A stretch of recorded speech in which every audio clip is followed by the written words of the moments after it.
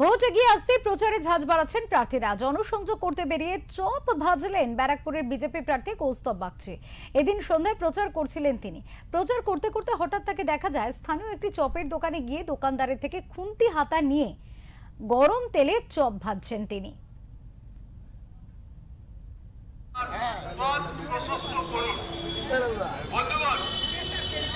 আগামী 29শে এপ্রিল পশ্চিমবঙ্গ বিধানসভা নির্বাচন অনুষ্ঠিত হবে।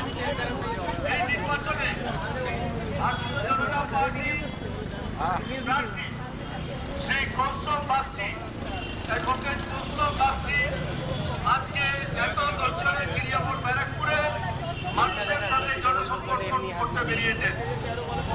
আপনাদের কাছে অনুরোধ যে আপনারা বেরোন এবং তাকে দুহাত তুলে আশীর্বাদ দিন, যাতে এই নির্বাচনে